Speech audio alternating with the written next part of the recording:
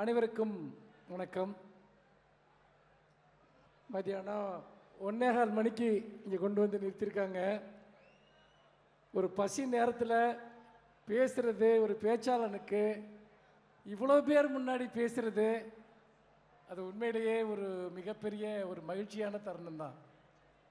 ஏன்னா ஒரு பேச்சாளனுக்கு இப்படிப்பட்ட ஒரு மேடை கிடைப்பது வாழ்நாளில் எப்போதாவது ஒரு முறை கிடைக்கக்கூடிய ஒரு சந்தர்ப்பம். கிட்டத்தட்ட லட்சக்கணக்கான பேர், நம்முடைய புரட்சி கவிஞர் பாரதிதாசன் சொல்வாரே, பாரடா பாரடா மனித பட்டாளம் என்று.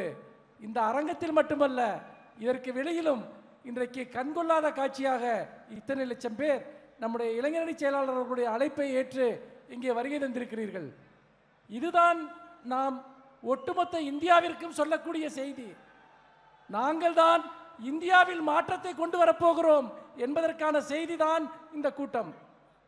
இன்றைய தினம் வரப்போகிற நாடாளுமன்ற தேர்தலில் இந்தியா முழுமைக்குமான ஒரு பெரிய செய்தியை என்ன கொண்டு வரப்போகிறது என்றால், இது போன்ற எழுச்சியை நாம் இந்தியா முழுக்க கொண்டு வர வேண்டும் என்பதைத்தான் நீங்கள் இங்கே காட்டிக் கொண்டிருக்கிறீர்கள். அதற்காக இந்த வாய்ப்பை எனக்கு அளித்த, இந்த மேடையில் இருப்பதற்கான வாய்ப்பை அளித்த நம்முடைய இளைஞர் செயலாளர் அவர்களுக்கு என்னுடைய நன்றியை தெரிவித்துக் கொள்கிறேன். நான் நேராக தலைப்புக்கு வந்து விடுகிறேன். இந்த சீட்டை எப்போவே கொடுக்குறதா கொடுத்துருங்க. ஏன்னா அப்போ பேசிட்டு கேள்வி கொடுத்தா இருக்கு, சீட்டை கொடுத்துருங்க. அதாவது இன்றைக்கு இலக்கியமும் திமுகவும், இதுதான் எனக்கு கொடுக்கப்பட்டிருக்கிற தலைப்பு. நம்முடைய மாண்புமிகு இளைஞரணி செயலாளர் அவர்கள் சமீபத்தில் சென்னை புத்தக கண்காட்சியை தொடங்கி வைத்தார். அந்த தொடங்கி வைத்து பேசுகிற போது அவரை பற்றி பல அறிமுகங்களை அங்கே குறிப்பிட்டார்கள். ஆனால் அவர் பேச வருகிற போது என்ன சொன்னார் என்று சொன்னால், என்னை நீங்கள் அமைச்சர் என்று குறிப்பிட்டீர்கள், என்னை நீங்கள் இளைஞரணி செயலாளர் என்று குறிப்பிட்டீர்கள், பல்வேறு விதமான பொறுப்புகளை குறிப்பிட்டீர்கள், ஆனால் நான் இங்கு ஒரு பதிப்பாளனாக வந்திருக்கிறேன் என்று குறிப்பிட்டார். நானும் ஒரு புத்தக பதிப்பாளன், நானும் இங்கு புத்தகங்களை பதிப்பித்திருக்கிறேன் என்று. இது சென்ற ஆண்டு நடந்த ஒரு விஷயத்தை எனக்கு நினைவுபடுத்தியது. அது என்னவென்று சொன்னால், சென்ற ஆண்டு நம்முடைய மாண்புமிகு முதலமைச்சர் அவர்கள் சென்னை புத்தக கண்காட்சியை தொடங்கி வைத்தார். அப்போது அவர் சொன்னார், என்னை நீங்கள் முதலமைச்சர் என்று குறிப்பிடுகிறீர்கள், அதைவிட முக்கியமாக இந்த வருடம் என்னுடைய புத்தகம் ஒன்று வெளியாகி இருக்கிறது, ஒரு எழுத்தாளனாக நான் இங்கு வந்திருக்கிறேன் என்று குறிப்பிட்டார். அதாவது தமிழ்நாட்டின் மிக முதன்மையான பொறுப்புகளில் இருக்கக்கூடியவர்கள், உன்னை ஒரு பதிப்பாளனாக என்னை அழையுங்கள், என்னை ஒரு எழுத்தாளனாக அழையுங்கள் என்று சொல்கிறார்கள் என்றால், இதைவிட சிறந்த உதாரணம் இந்த திமுகவிற்கும் இலக்கியத்திற்கும் என்ன தொடர்பு என்பதை நாம் சொல்ல வேண்டியதில்லை. இது இப்போது உருவான ஒரு விஷயம் அல்ல. இந்த மேடையிலேயே நீங்கள் எடுத்துக்கொள்ளுங்கள், இங்கே கனிமொழி அவர்கள் இருக்கிறார்கள், நம்முடைய மதிப்பிற்குரிய நாடாளுமன்ற உறுப்பினர் அவர்கள். அவர், நீங்கள் பாருங்கள், தமிழ்நாட்டினுடைய ஒரு மிகச்சிறந்த ஒரு கவிஞர், ஒரு நவீன கவிஞர், தொடர்ந்து இலக்கியம் சார்ந்த முயற்சிகளுக்கு உத்வேகம் அளித்து வரக்கூடியவர். நான் சமகால வரலாற்றிலிருந்து சற்று பின்னோக்கி போக நினைக்கிறேன். இந்த மேடையிலே நம்முடைய தங்கம் தினரசு அவர்கள், மாண்புமிகு அமைச்சர் தங்கம் தினரசு அவர்கள் இருக்கிறார்கள். அவர் கீழடியில் தமிழர்களுடைய தொன்மையை மீட்டு கொண்டு வருவதற்காக எவ்வளவு பெரிய பங்களிப்பை செய்தார் என்பது நம் அனைவருக்கும் தெரியும். அவர் அப்போது தமிழ் வளர்ச்சித்துறை அமைச்சராக இருந்தபோது, பள்ளிக்கல்வித்துறை அமைச்சராக இருந்தபோது ஒரு மிகப்பெரிய முன்னெடுப்பை செய்து தமிழர்களுடைய மொழியும் பண்பாடும் இலக்கியமும் 3000 வருடங்கள் முந்தியது என்பதை நிலைநிறுத்துவதற்காக அவர் ஆற்றிய பணிகள் என்பது வரலாற்றில் எங்கெங்கும் நிலைத்து நிற்கக்கூடியது. அதே போல இன்றைக்கு நம்முடைய மாண்புமிகு பள்ளிக்கல்வித்துறை அமைச்சர் அண்ணன் அன்பில் மகேஷ் அவர்கள் இங்கே இந்த மேடையில் இருக்கிறார். நண்பர்களே, தமிழ்நாடு முழுக்க இலக்கியத்தையும் புத்தக வாசிப்பையும் ஒரு மிகப்பெரிய இயக்கமாக இன்றைக்கு கொண்டு சென்றிருக்கக்கூடியவர் நம்முடைய அமைச்சர் அவர்கள். அதாவது பள்ளிகள் தோறும் இலக்கிய விழாக்கள் நடக்கின்றன, மாவட்டம் தோறும் புத்தக கண்காட்சிகள் நடக்கின்றன, மிகப்பெரிய இலக்கிய திருவிழாக்களை நடத்துகிறார், நூலகங்கள் புதுப்பிக்கப்படுகின்றன.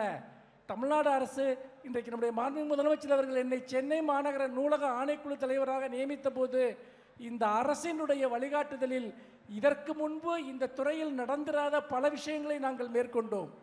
இதையெல்லாம் ஏன் சொல்கிறேன் என்றால், படிப்பு வாசிப்பு, இப்பொழுது இளைஞரணியின் சார்பாக கூட நீங்கள் எடுத்துக்கொள்ளுங்கள், இளைஞரணியின் சார்பாக தமிழ்நாடு முழுக்க நூலகங்களை அமைக்கிற ஒரு மிகப்பெரிய பணியை நம்முடைய இளைஞர் செயலாளர்கள் மேற்கொண்டிருக்கிறார்கள்.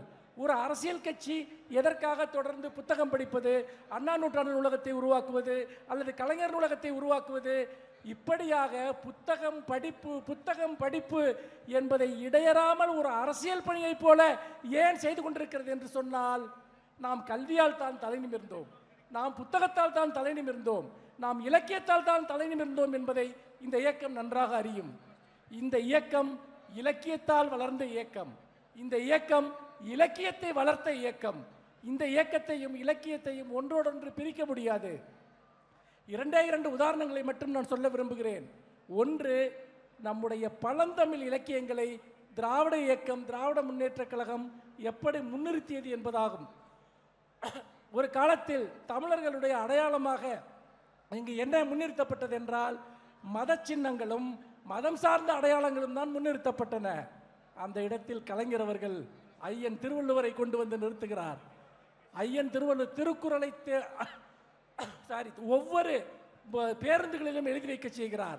பள்ளிகள் தோறும் திருக்குறளை பயிற்றுவிக்கிறார். ஐயன் திருவள்ளுவருக்கு 133 அடி உயரத்தில் ஒரு பிரம்மாண்டமான சிறையை எங்கே அன்றைக்கு எங்கு விவேகானந்தர் பாறை இருக்கிறதோ அதற்கு பக்கத்தில் கொண்டு போய் நிறுவுகிறார். இன்றைக்கு உங்களுக்கு கன்னியாகுமரி என்றால் விவேகானந்தர் பாறை நினைவுக்கு வருமா, ஐயன் திருவள்ளுவர் சிலை நினைவுக்கு வருமா என்பதை யோசித்து பாருங்கள். முழுக்க தமிழ் அடையாளம். அதே போல கண்ணகியை, சிலப்பதிகாரத்தை ஒரு மிகப்பெரிய ஐக்கானாக கலைஞர் அவர்கள் மாற்றுகிறார். தமிழ் என்பதும் தமிழர்கள் என்பதும் தமிழ் அடையாளமாக மாறியது கலைஞர் அவர்களுடைய ஆட்சி காலத்தில் தான். இதை நாம் இன்னும் சொல்ல போனால், இன்றைக்கு மொழிப்போர் தியாகிகளினுடைய படங்கள் இங்கே திறந்து வைக்கப்பட்டிருக்கின்றன. இன்னும் ஜனவரி 25ஆம் தேதி திராவிட முன்னேற்ற கழகம் தமிழ்நாடு முழுக்க மொழிப்போர் தியாகிகளினுடைய அந்த ஒரு மிகப்பெரிய நினைவு கூறக்கூடிய நிகழ்ச்சியை நடத்தப் போகிறது. ஏன் மொழிப்போர் தியாகிகளை நாம் திரும்ப நினைவு கூறுகிறோம் என்றால், உலகத்திலேயே இத்தனை பேர் மொழிக்காக உயிரை விட்டது இந்த மாநிலத்தில் தான், மொழிக்காக தங்களை எரித்து கொண்டது இந்த மாநிலத்தில் தான். உலகத்தில் வேறு எங்குமே வரலாறு கிடையாது. இப்போ உலக தாய்மொழி தினம் அடுத்த மாதம் கொண்டாடுகிறார்கள். அதை யுனெஸ்கோவில் எதற்காக அறிவித்திருக்கிறார்கள் என்றால், பங்களாதேஷில் நடந்த ஒரு மொழி போராட்டத்தில் 2 பேர் இறந்து போனார்கள். அதற்காகத்தான் உலக தாய்மொழி தினம் கொண்டாடப்படுகிறது. ஆனால் நியாயமாக நீங்கள் பார்த்தீர்கள் என்றால், தமிழ்நாட்டில் நடந்த போராட்டம் தான், திமுக முன்னெடுத்த அந்த மாணவர் போராட்டம் தான் உலக மொழி நாளுக்கான ஒரு போராட்டமும் கூட. அத்தனை பேர் உயிரை இழந்தார்கள். எதற்காக? நம்முடைய மொழிக்காகவும் இலக்கியத்திற்காகவும். பழைய வரலாறுகளை நீங்கள் ஒரு பக்கம் வையுங்கள். கடந்த 100 வருட வரலாற்றை எடுத்துக்கொள்ளுங்கள். திராவிட முன்னேற்ற கழகம் தமிழுக்கும் இலக்கியத்திற்கும் என்ன செய்தது என்று 100 வருடத்திற்கு முன்றைய பத்திரிகைகளை நீங்கள் புரட்டி பாருங்கள். அதில் என்ன தமிழ் இருக்கிறதா என்று முழுக்க சமஸ்கிருதம் தான் இருக்கும். அவ்வளவு ஏன், ஒரு 50 வருடத்திற்கு முன்பு எழுதிய உங்கள் வீட்டு பத்திரங்களை எடுத்து பாருங்கள். இன்னைக்கு படிச்சீங்கன்னா உங்களுக்கு என்னன்னே புரியாது. வெறும் சமஸ்கிருதம் கலந்த ஒரு தமிழ் தான் இங்கு இருந்தது, மணிப்பிரவாளம் தான் இங்கு இருந்தது. அதை மாற்றியது திராவிட முன்னேற்ற கழகம். தெருத்தருவாக மேடை போட்டு நல்ல தமிழை பேசினார்கள். ஊராக நல்ல தமிழில் பத்திரிகை நடத்தினார்கள்.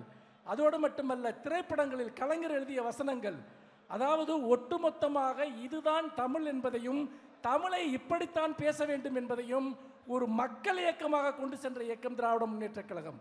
இன்றைக்கு நாம் பேசுகிற பத்திரிகை தமிழ், இன்றைக்கு நாம் பேசுகிற ஊடகத்தமிழ், இன்றைக்கு நாம் பேசுகிற இலக்கிய தமிழ், இது எல்லாமே கடந்த 100 வருடங்களில் திராவிட முன்னேற்ற கழகம் சமஸ்கிருதத்திற்கு எதிராக, மணிப்பிரவாளத்திற்கு எதிராக, மொழிக்கலப்பிற்கு எதிராக நடத்திய மிகப்பெரிய ஒரு போராட்டத்தின் விளைவுதான் இன்றைக்கு நாம் இந்த நல்ல தமிழை பேசிக் கொண்டிருக்கிறோம். இன்றைக்கு இந்த நல்ல தமிழில் புத்தகங்கள் எழுதப்படுவதற்கு காரணம், இந்த தமிழை திராவிடம்தான் கடந்த 100 வருடங்களாக வளர்த்தெடுத்தது. ஒருபுறம் பழந்தமிழ் இலக்கியங்களை நாம் காப்பாற்றி முன்னிறுத்தினோம், பழந்தமிழ் அடையாளங்களை முன்னிறுத்தினோம். இன்னொரு புறம் பிறமொழி கலப்பினால் சிதைக்கப்பட்ட தமிழை மீட்டு இன்றைக்கு தமிழர்களுக்கு தந்திருக்கிறோம் என்றால், இந்த மொழிக்கும் இந்த இலக்கியத்திற்கும் திராவிட முன்னேற்ற கழகத்தை தவிர வேறு யாரும் உரிமை கோர முடியாது என்பதை இங்கே குறிப்பிட விரும்புகிறேன். இந்த நல்வாய்ப்பிற்கு நன்றி கூறி விடைபெறுகிறேன். நன்றி, வணக்கம்.